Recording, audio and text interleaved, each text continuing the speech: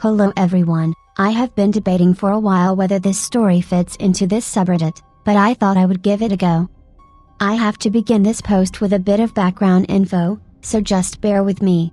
I live in the middle of North Dakota, several miles west of a very small town, and by small, I mean very small, less than 1,500 people. Now, North Dakota is typically a quiet state without many major disturbances. My parents, my younger brother and I live on an old farm that has been passed down in the family for 3-4 generations now. Our house was built just a few years ago because the original farmhouse was beginning to crumble. The new house has a walk-in basement and was built on the edge of a hill overlooking some farmland and the river. If you're not sure what a walk-in basement is, just do a quick Google search and you will figure it out. Everyone in my family lives on the top floor of the house except for me. I've always been a solitary creature, so I choose a downstairs room in order to have the basement to myself. This story takes place a couple of years ago in the late summer of 2015 in the middle of the night, of course, when else do super creepy things happen. I had just finished browsing the internet for late night spooks at about 1:30 a.m. I love to torture myself before I go to bed, and decided to call it a night. I turned off my computer and took out my phone and earbuds. I typically listen to music for a while each night before sleep overcomes me.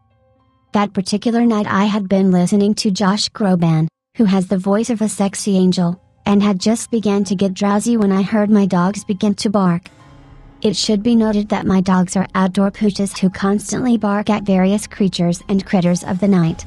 In addition, before I get anyone telling me how cruel it is to keep dogs locked up in a kennel outside all night, I have to tell you that they are living a luxurious life. They have their own pool, heated water for the winter months, and their kennel is attached to a shed that looks like a mini barn, built specifically for them. Oh, and did I mention that they have an actually mattress inside of their shed? Anyway, the doggos started to bark up a storm, but I did not really pay any mind, as this was a normal occurrence. After a bit, I heard my dad open a window to yell at them to hush up, and they did. They are very obedient. Because of this slight noise disturbance, I became slightly restless and shifted over onto my right side, which happens to be the side where my window is located.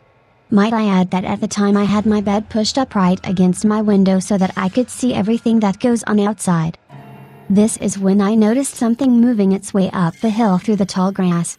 Whatever it was too tall to be an animal because it was several feet taller than the wild grass. Immediately, my mind began to race with all sorts of terrifying scenarios.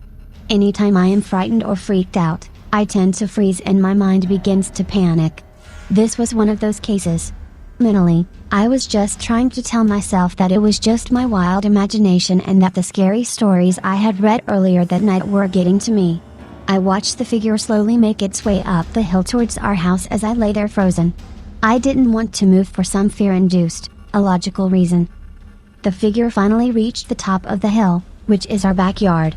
The only bit of light was from the moon, so it was hard to make out the figure. As far as I could tell, it was a man probably around 6 feet, I don't know for sure, I'm not very good at judging heights, with a bit of a beer belly type build. It was too dark for me to make out any distinguishing features. Remember, I am in the middle of a farm with very little lighting, but I could tell that he was holding something in his hand. He wandered around our yard for a while, not really doing anything in particular, that is, until he noticed my window. He began to wander in my direction, and that's when I decided to cover my head with my blanket. This is my natural reaction when I want something to go away or leave me alone. I couldn't take the fear anymore, so I decided to just cover up and not move. I stayed like that for over an hour before I decided to take a peek. The creep wasn't anywhere in sight. I grabbed my phone to check the time and it said that it was a little after 3 in the morning. At this point, I was still super shaken, so I turned my back to the window, not wanting to see anything else for the rest of the night. I finally fell asleep sometime after and woke up around 8:30 a.m. after hearing my parents start to stir and wander about. I immediately remembered what happened and ran upstairs to tell my dad. He freaked out and kept asking why I didn't come wake him up.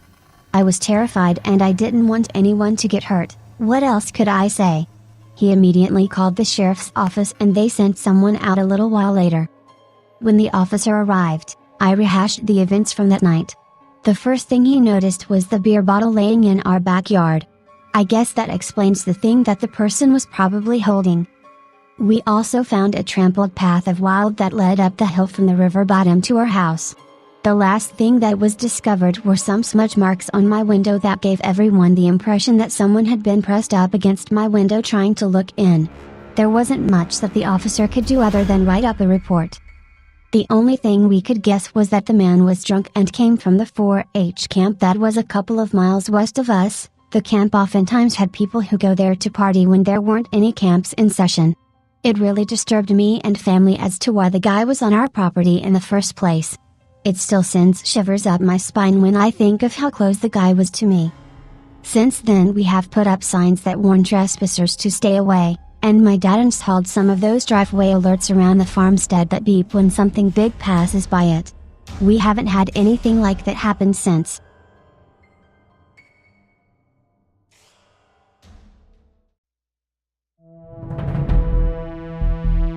Thank you for watching.